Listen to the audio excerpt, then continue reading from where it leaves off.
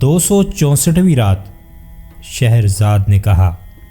جب شہزادہ گھوڑے کو صحیح و سالم پا کر شہزادی کے پاس پہنچا اور دیکھا کہ وہ پاگل ہونے کا دکھاوا کرتی ہے، اور جب اس نے شہزادی سے کہا کہ عقل سے کام لینا تاکہ یہاں سے چھٹکارے کی کوئی تدبیر کی جائے، تو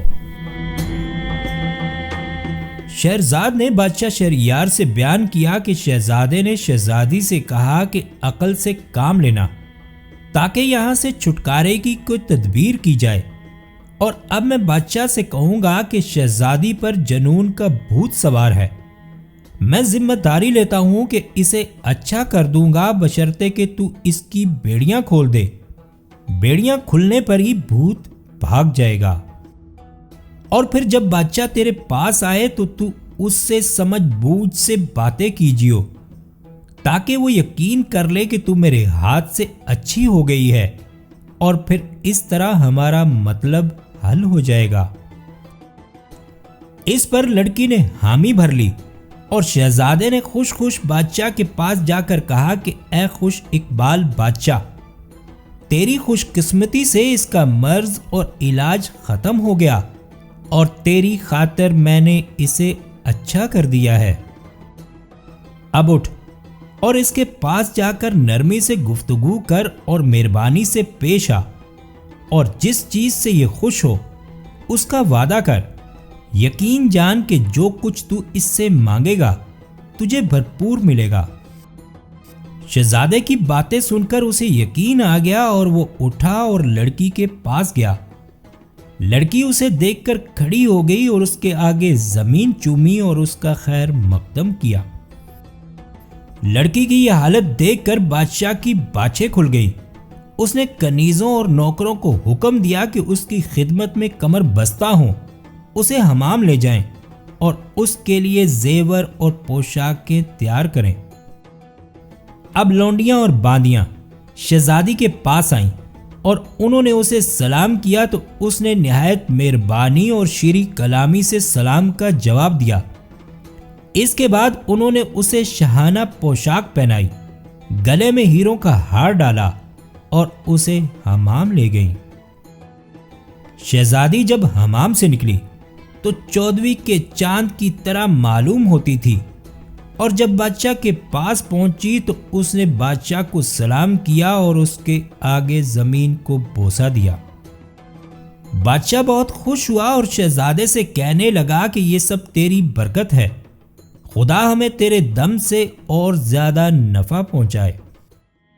اس نے کہا اے بادشاہ، اس کے علاج اور تندرستی کی تکمیل اس پر منحصر ہے کہ تو اور تیرے سب مصاحب اور تیرا کل لشکر اس جگہ چلیں جہاں یہ تجھے ملی تھی، اور وہ آبنوس کا گھوڑا بھی ساتھ ہو جس پر یہ آئی تھی۔ وہاں میں اس بھوت کو جلا کر خاک کر ڈالنے کی تدبیر کروں گا تاکہ وہ دوبارہ نہ آ سکے۔ چنانچہ بادشاہ نے آبنوس کے گھوڑے کو وہاں بھیج دیا جہاں وہ اسے ملا تھا، اور لڑکی کو ہمراہ لے کر سارے لاؤ لشکر کے ساتھ سوار ہوا۔ یہ سب کے لیے ایک تماشا تھا، اور کسی کو یہ خبر نہ تھی کہ شہزادہ کیا کرنا چاہتا ہے۔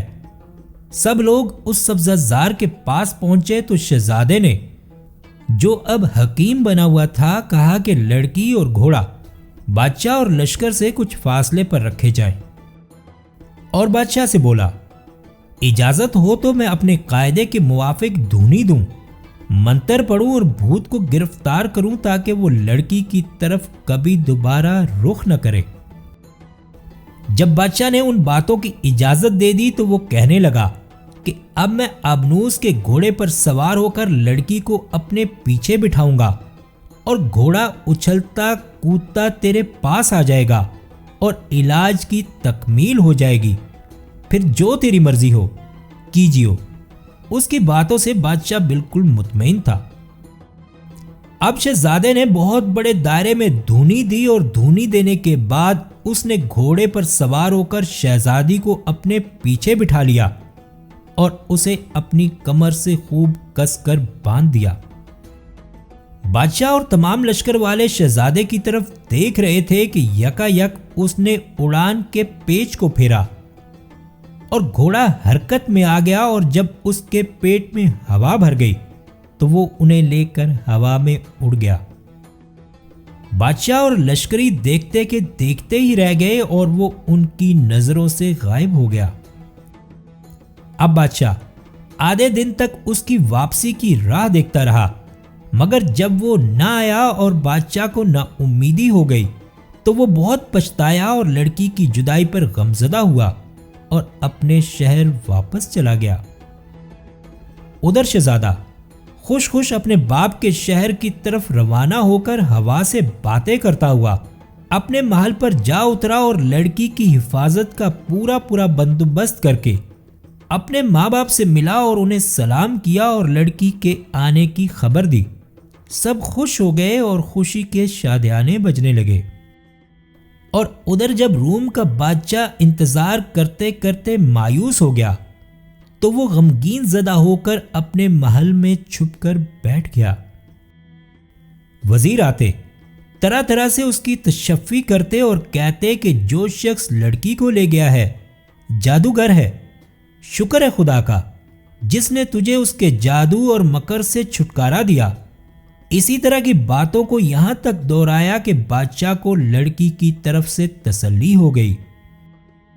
دوسری طرف شہزادے نے شادی کی دوبارہ تیاری کی اور بڑے دھوم دھام سے شادی کی اور سارے شہر کو ولیمے کی دعوت دی۔ پورے 1 مہینے تک لوگ خوشیاں مناتے رہے۔ اب شہزادے کے باپ نے اس خیال سے کہ پھر کوئی نئی افتاد نہ آ پڑے، آبنوس کے گھوڑے کو ایسا چکنا چور کر دیا کہ اس میں کوئی حرکت باقی نہ رہی۔ اس کے بعد شہزادے نے لڑکی کے باپ کو ایک خط لکھا، اسے بیٹی کی خیریت سے مطلع کیا اور یہ کہ اس نے اس کے ساتھ شادی کر لی ہے اور شہزادی اس کے پاس ہر طرح سے آرام میں ہے۔ اب شہرزاد کو صبح ہوتی دکھائی دی اور اس نے یہ کہانی بند کر دی۔